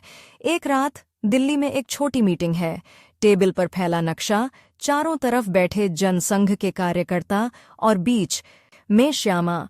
वो उंगली से भारत के नक्शे पर घूमते हैं, ये पंजाब, ये बंगाल, ये तमिलनाडु, ये महाराष्ट्र, इन सब के लिए एक संविधान, एक झंडा, एक प्रधानमंत्री।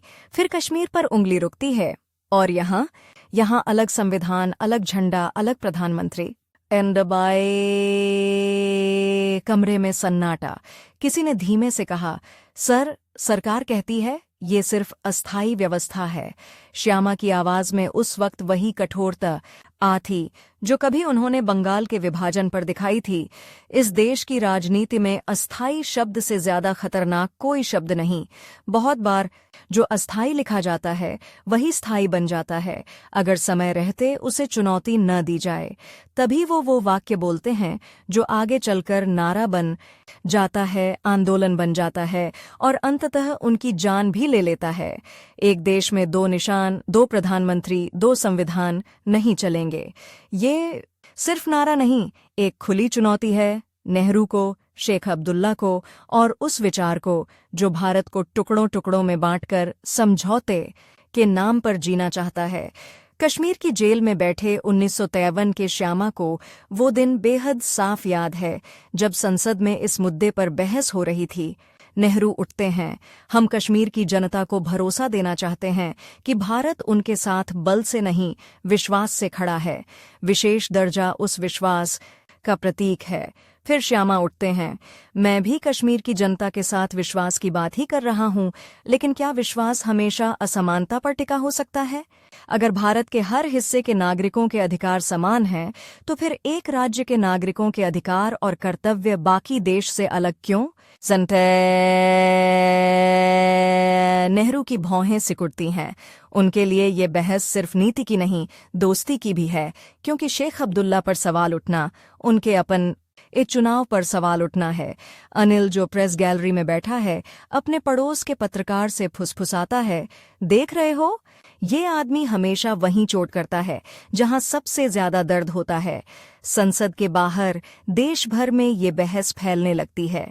कहीं अखबार में लंबे लेख, कहीं नुक्कड़ पर गर्मागर्म बहस, कहीं शरणार्थी कैंप में कांपती आवाजें। क्या हम कभी बिना डर के कश्मीर जा पाएंगे? क्या वहां हमारी भूमि, हमारे मंदिर, हमारा तिरंगा, सब पर बराबर हक होगा? समय तेजी से भाग रहा है। दिल्ली समझौता, नेहरू और शेख अब्दुल्ला के बीच नई व्यवस्था पर सहमति लगभग तय हो चुका है। कागज पर तारीखें हैं, कार्यान्वयन की योजना है। श्यामा महसूस करते हैं, ये सिर्फ कानूनी दस्तावेज नहीं, ये एक टाइम बॉम्ब है। अगर अभी इसे चुनौती नहीं दी गई, तो आने वाली पीढ़ियों के लिए कश्मीर सिर्फ खून, संदेह और दूरी का पर्याय बन जाएगा। एक शाम वो अपने कुछ करीबी साथियों के साथ बैठे हैं, टेबल पर चाय के आधे भरे गिलास, दीवार पर भारत का नक्शा और उनके सामने 2 रास्ते, जैसा हमेशा रहा है। हम संसद में, वे रोद दर्ज कर चुके हैं। एक साथी कहता है, प्रेस में भी। अब क्या? एंडा। श्यामा कुछ देर चुप रहते हैं, फिर धीरे से कहते हैं, अब हमें सिर्फ बोलने से नहीं, जी कर दिखाना होगा कि भारत एक है। जब तक दिल्ली से बैठे लोग कश्मीर को सिर्फ नक्शे पर देखेंगे, तब तक उन्हें ये दर्द समझ में नहीं आएगा। मतलब? वो शब्द बहुत सरल थे, पर उनके पीछे पूरे जीवन की बाजी लगी थी। मैं बिना परमिट कश्मीर जाऊंगा। कमरा एक पल को जम जाता है। सबको मालूम एम है, कश्मीर में उस वक्त बाहरी लोगों के लिए परमिट की व्यवस्था है। ये वही भारत है, पर वहां जाने के लिए अपने ही नागरिकों को कागज का एक टुकड़ा चाहिए, जैसे दो देशों के बीच सीमा पार की जा रही हो। सर, ये बहुत बड़ा रिस्क है, कोई कहता है। आपकी उम्र, आपकी तबीयत। किसी को याद है कि हाल के महीनों में उन्हें कई बार सीने में दर्द हुआ, कई बार थकान से आवाज बैठ गई। श्यामा की आवाज में थकान थी, पर उसके पार एक ठोस दृढ़ता भी। अगर मेरी उम्र और सेहत मुझे सच बोलने से रोक दे, तो फिर उस उम्र और सेहत की कीमत क्या है? और अगर मैं इस वक्त पीछे हट गया, तो शायद अगले 10-15 साल इस देश में कोई कश्मीर पर इस तरह सवाल नहीं उठा पाएगा। कश्मीर की जेलवाल इखाट पर बैठे 1953 के श्यामा इस बातचीत को याद करके खुद से मुस्कुरा देते हैं। समय का दबाव तब भी था, आज भी है। 1953 की गर्मियां कर ईब आ रही थीं। दिल्ली की हवा में धूल थी, राजनीति की हवा में बेचैनी। कहीं चीन के साथ सीमा पर शुरुआती खटपट की खबरें, कहीं पाकिस्तान के साथ तनाव, कहीं देश के भीतर खाद्यान्न की कमी, कहीं भाषा के सवाल, और इन सब के बीच कश्मीर, कश्मीर, कश्मीर। नेहरू चाहते हैं कि दुनिया देखे, भारत एक आधुनिक, शांतिप्रिय, तर्कसंगत राष्ट्र है, जो हर समस्या का समाधान बातचीत से चाहता है। श्यामा चाहते हैं कि दुनिया से पहल भारत खुद देखे कि कहीं शांति के नाम पर अपने ही शरीर के जख्मों पर पट्टी बांधकर उन्हें सड़ने के लिए तो नहीं छोड़ दिया गया। अप्रैल एलएमआई के बीच जनसंघ की बैठकों में सिर्फ एक ही चर्चा, कश्मीर सत्याग्रह। एक एक दिन की योजना बनाई जाती है। जम्मू, पंजाब, दिल्ली, तीनों दिशाओं से कार्यकर्ता कश्मीर की तरफ कूच करेंगे, झंडे लेकर, नारे लगाते हुए, और सबसे बड़ा कदम डॉ श्यामा प्रसाद खुद जम्मू होते हुए कश्मीर जाएंगे। अनिल को जब इस योजना की खबर मिलती है, तो वो गुस्से में फाइल टेबल पर पटक देता है। गल हो गया है ये आदमी, वो किसी मीटिंग में कहता है। अगर वहां कोई हिंसा हो गई, अगर सीमा पर स्थिति बिगड़ गई, अगर अंतर्राष्ट्रीय स्तर पर यह संदेश गया कि भारत अपने ही नागरिकों को काबू में नहीं रख पा रहा, तो क्या होगा? किसी वरिष्ठ अधिकारी ने धीमे स्वर में कहा, या तो ये कश्मीर पर सरकार को सोच बदलने पर मजबूर कर देगा, या फिर डॉ मुखर्जी को राजनीतिक तौर पर हमेशा के लिए खत्म कर देगा। अनिल की आंखों में एक ठंडी चमक आई। और अगर दोनों ही हो जाएं? ये वही अनिल था जो कभी स्कूल में उसके साथ हॉकी खेलता था और सीढ़ियों पर खड़े होकर कहता था, राजनीति आदर्शों से नहीं, गठबंधन से चलती है। अब वो गठबंधन की राजनीति के सबसे अंदरूनी कमरे में बैठा अपने पुराने दोस्त के लिए सबसे कठोर संभावनाओं पर विचार कर रहा था। जम्मू की ओर जाती ट्रेन, बोगी में भीड़, सीटों पर तिरंगे, और बीच में बैठे श्यामा।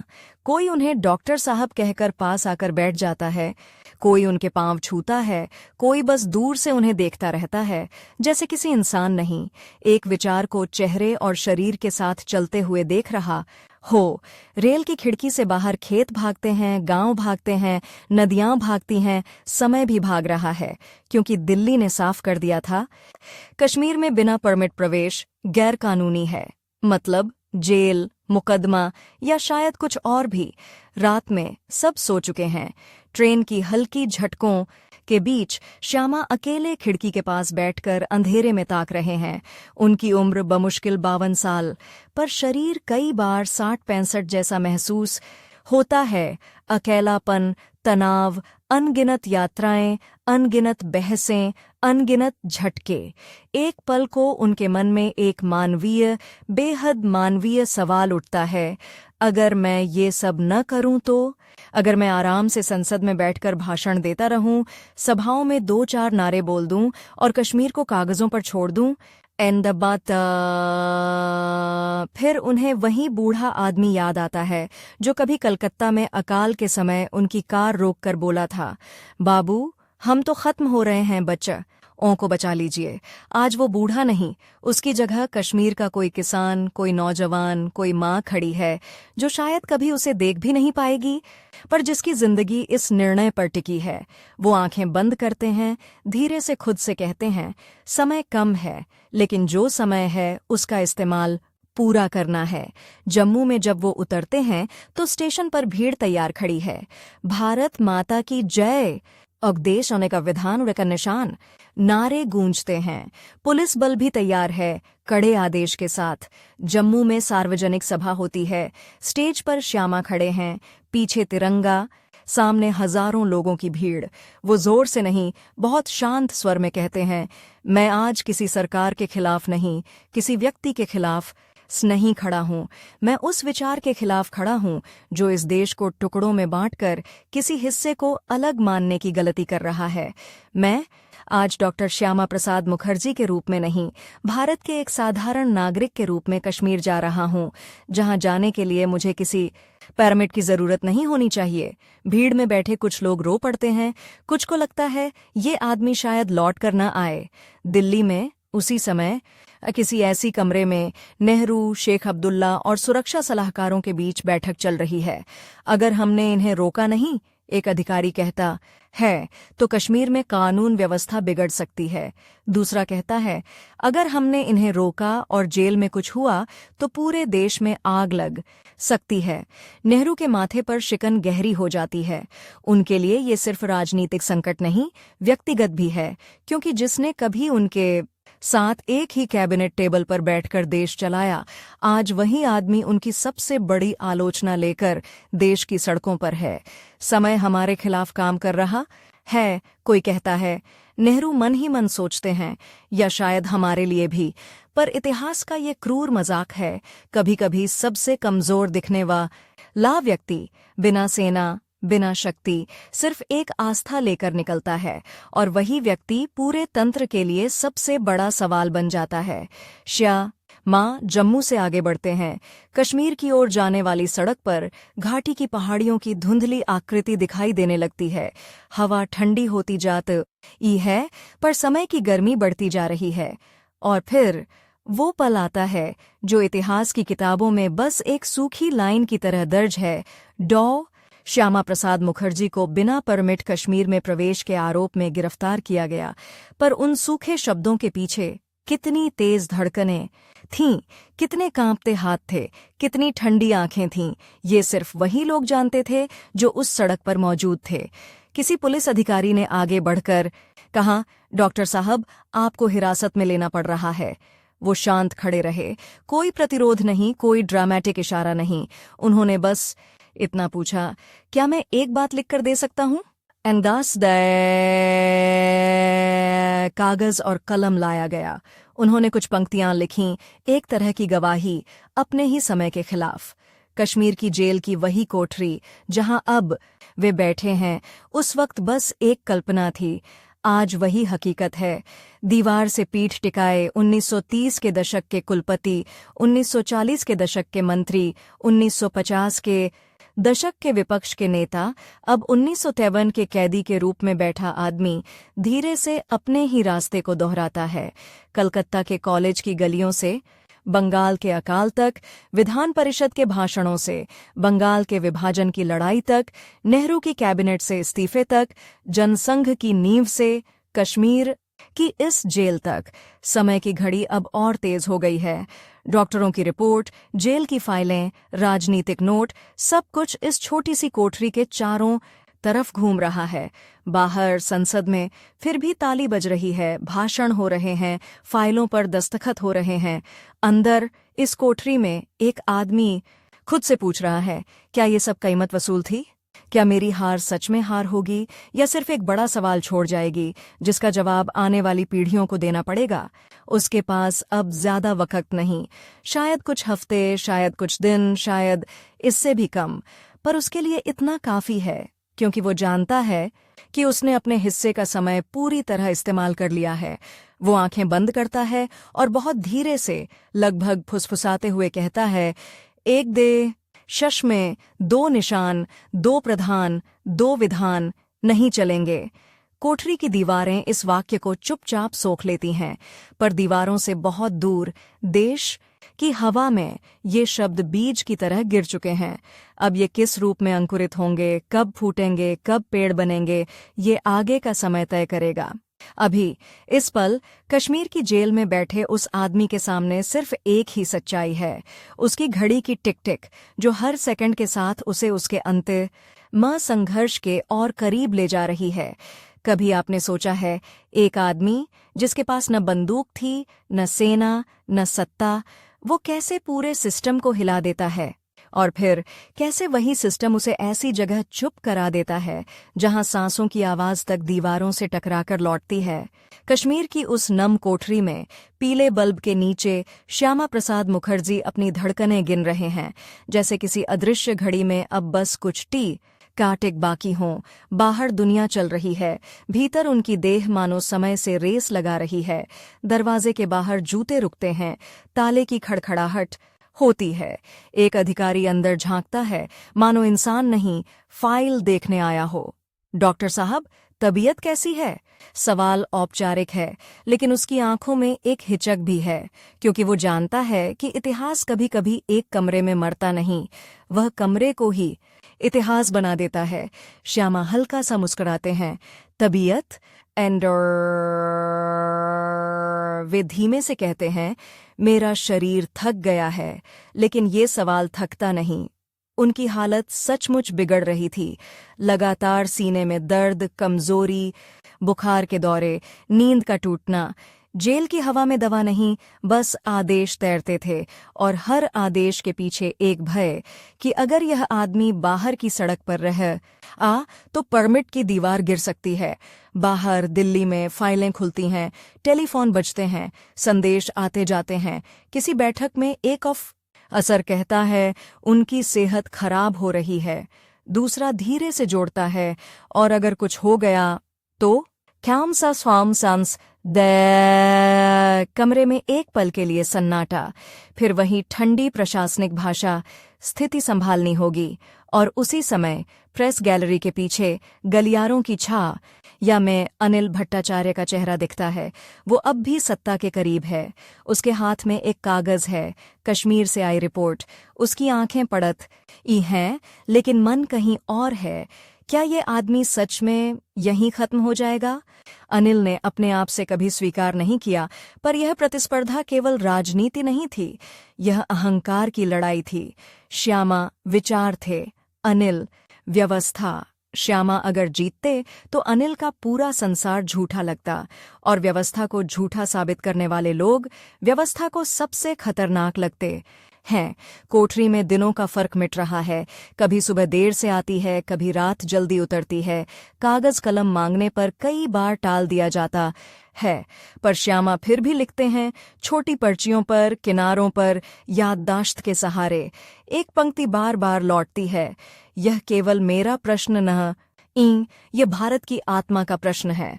कई साल बाद लोग इन पंक्तियों को ढूंढेंगे, बहस करेंगे, लेकिन उस पल ये सब सिर्फ एक बीमार कैदी की जिद लगती थी, और जिद जेलों में सबसे ज्यादा कुचली जाती है।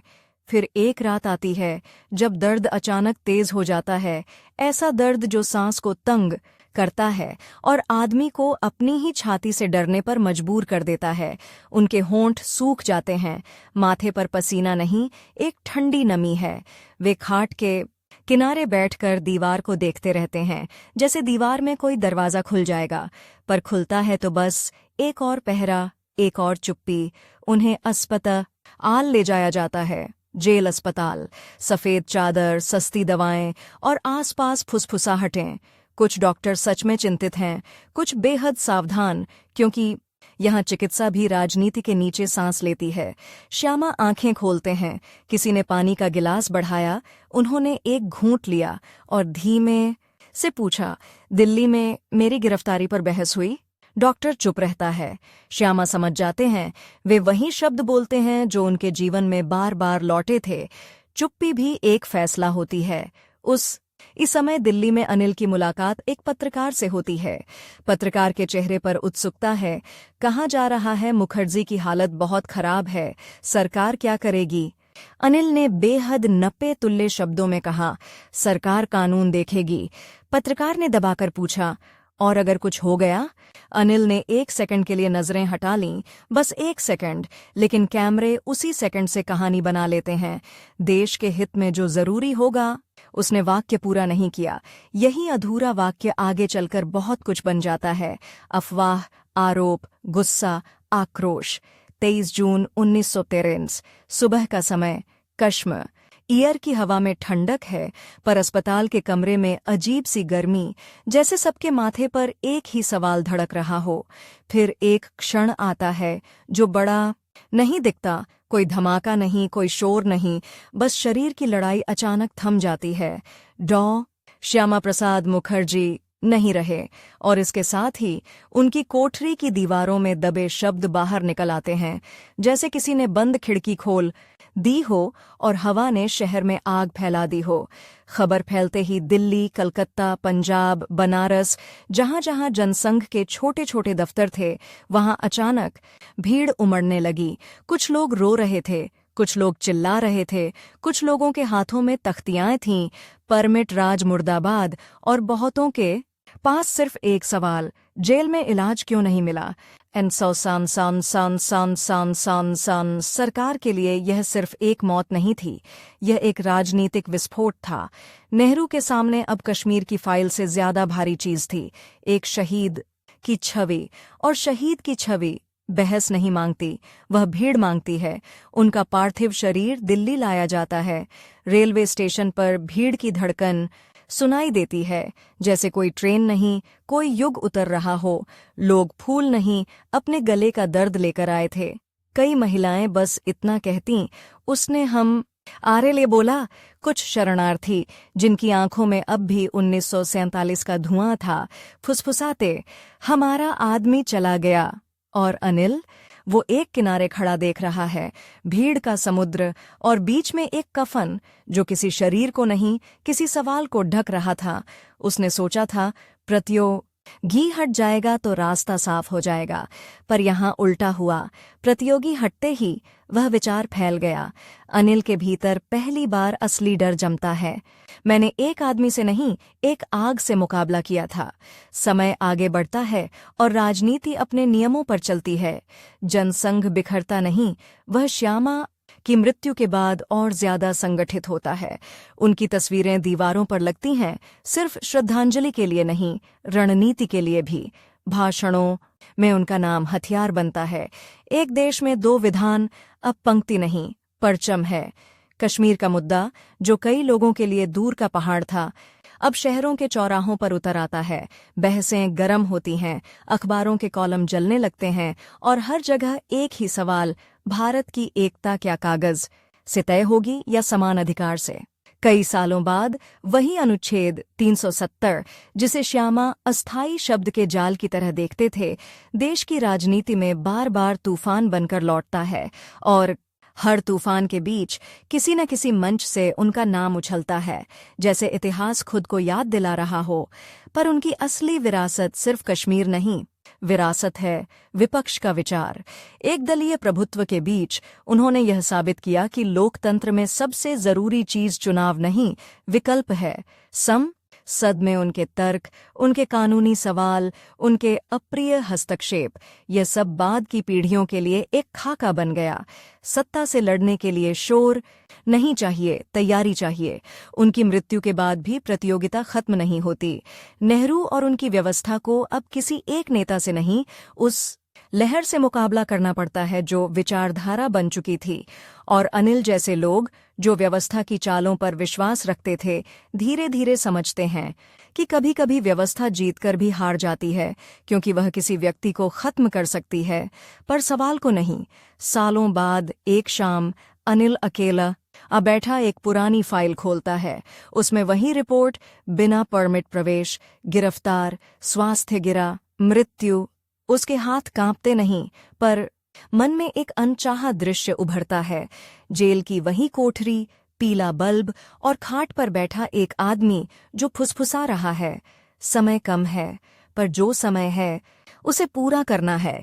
अनिल धीरे से फाइल बंद करता है और पहली बार वह स्वीकार करता है, कम से कम खुद के सामने, कि यह मुकाबला असल में सत्ता बनाम विपक्ष नहीं था, यह था सुविधा बनाम सिद्धांत।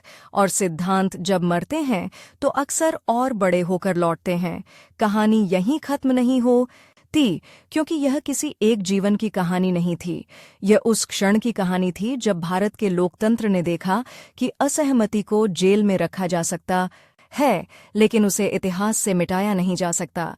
श्यामा प्रसाद मुखर्जी की घड़ी 1955 में रुक गई, पर उनके सवाल की टिक टिक आज भी चलती है। और शायद यही सबसे बड़ा ट्विस्ट है कि एक आदमी जिसे रोका गया, बंद किया गया, कमजोर किया गया, उसी आदमी ने मरकर भी सिस्टम को मजबूर कर दिया कि वह हर पीढ़ी में खुद से पूछे, क्या हम सच में एक हैं या बस कागज पर? शुक्ल वर्ण लगभग 350